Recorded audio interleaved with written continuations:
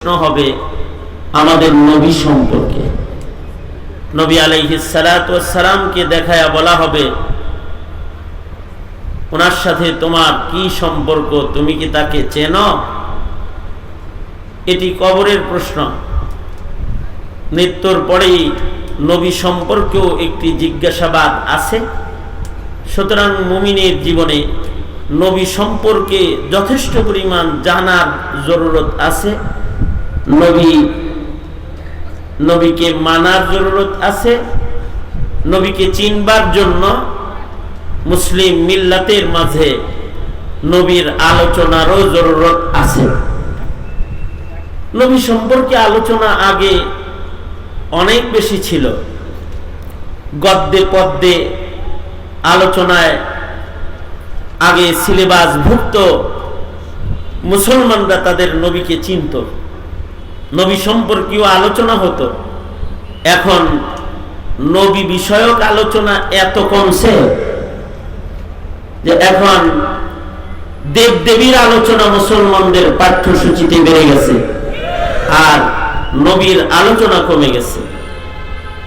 নবীর আলোচনা কমে যাওয়ার কারণে মুসলমানের ঘরে জন্ম হয়ে দুনিয়াতেই এরা নেতা চিনে, কিন্তু নবী চিনে না, দল চিনে, ধর্ম চিনে না।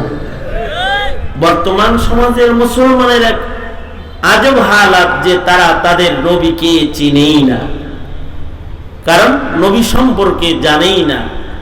অথচ নবী সম্পর্কে কামিল ঈমানের জন্য নবী সম্পর্কে জানা দরকার। নবী আলাইহিস সালাতু ওয়াস সালাম সম্পর্কে সুবিস্তারিত ইলম প্রতিটা মুমিনের থাকা দরকার।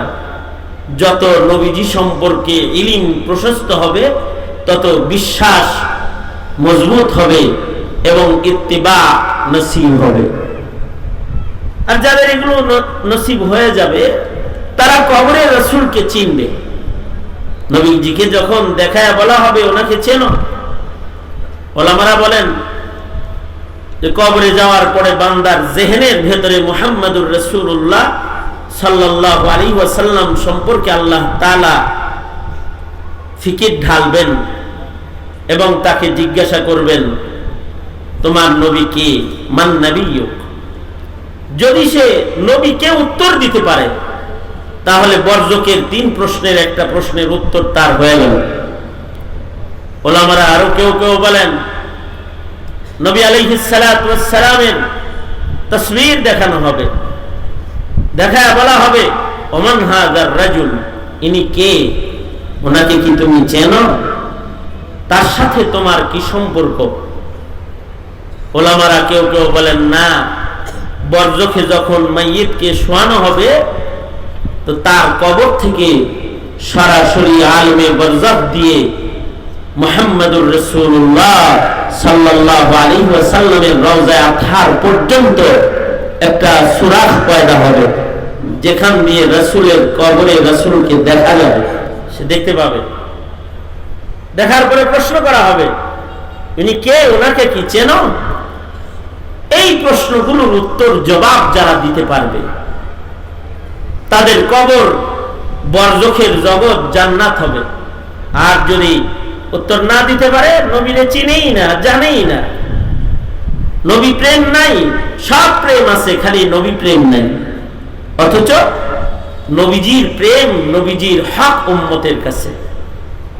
উম্মতের কাছে নবীজির হক হলো যে উম্মত নবীকে চিনবে এবং নবীজিকে মুহাব্বত করবে। কতটুকু মুহাব্বত করবে, পরিমাণটা কি হবে মুহাব্বতের? আল্লাহর রাসূল পরিমাণ বলে দিলেন। قال رسول الله صلى الله عليه وسلم قال رسول الله صلى الله عليه وسلم لا يؤمن أحدكم حتى أكون أحب إليه من والده وولده والناس أجمعين। আল্লাহর রাসূল বলেন, ততক্ষণ পর্যন্ত কামেল মুমিন হবে না যতক্ষণ না পর্যন্ত তোমার জানের চাইতে, পিতা মাতা, ভাই বোন, আপনজন সকলের চাইতে বন্ধু বান্ধব সকলের চাইতে যতক্ষণ না পর্যন্ত নবী বলেন আমি রাসূলকে সর্বোচ্চ মুহাব্বত তুমি প্রদর্শন না করবে ততক্ষণ পর্যন্ত কামেল মুমিন তুমি হতে পারবা না। এবার প্রশ্ন হলো আমি উম্মত হিসেবে কি আমি নবীকে সর্বোচ্চ সেই মুহাব্বতটা করি? যদি আমরা মুহাব্বতটা করতেই পারতাম তাহলে নবীর খাতমে নবুয়তকেও প্রতিষ্ঠা করে ফেলতে পারতাম। আমরা ওই মুহাব্বতটা পারি না, করি না বিধায়ী এখনো পর্যন্ত বাংলাদেশে কাদিয়ানীদেরকে অমুসলিম ঘোষণা করানো আমাদের দ্বারা সম্ভব হয়নি। যারা মুহাব্বত প্রকাশ করেছে তারা রক্তের বদলায়, জানের বদলায় কাদিয়ানীকে তাদের রাষ্ট্রে কাফের হিসেবে তারা ঘোষণা দিয়েছে। সরকারের কাছ থেকে তারা আদায় করেছে। সরকারের কাছ থেকে আদায় করানো লাগবে কেন? সরকার কি মুসলিম দেশের সরকার নয়? সরকারের কাছ থেকে আমার আদায় করতে হবে কেন? প্রেসিডেন্ট থেকে শুরু করে এই রাষ্ট্রের 90% মুসলমান, 90% নেতা নেত্রী সবাই তো মুসলমান। কেন তাদের কাছে মুহাম্মদুর রাসূলুল্লাহর কোনো হক নাই? এরা কবরে যাবে না? এদেরকে জিজ্ঞাসা করা হবে না যে তোমার নবীকে? এই প্রশ্ন কি প্রধানমন্ত্রীকে জিজ্ঞাসা করবে না? প্রেসিডেন্টকে জিজ্ঞাসা করবে না? নাকি তাদেরকে জিজ্ঞাসা করবে তাদের দলের নেতাকে? এটা জিজ্ঞাসা করবে নাকি? তাদেরকেও তো জিজ্ঞাসা করবে তোমার নবীকে। কিন্তু আমরা ব্যর্থ যে আমরা নবীর মুহাব্বত কতটুকু রাখতে হবে এটা বুঝাইতে অক্ষম হয়েছে। অথচ আল্লাহর রাসূলের মুহাব্বত মুমিন হিসেবে আমাদের থাকা, ঈমান কামেল হওয়ার জন্য শর্ত। আমার নবী তো এমন নবী যে নবীকে মুহাব্বত করা আল্লাহ তাআলা শুধু মানুষের জন্য না, কুল কায়নাত মাখলুকাত যা কিছু আল্লাহ তাআলা বানাইছেন সকলের উপরে আল্লাহ তাআলা আমাদের নবীজিকে মুহাব্বত করাকে আল্লাহ তাআলা ওয়াজিব করে দিয়েছেন, বিধান করে দিয়েছেন। এই কারণে জামাদাত, নাবাতাত, হাইওয়ানাত যা কিছু আছে সৃষ্টির সবাই নবীকে মুহাব্বত করে।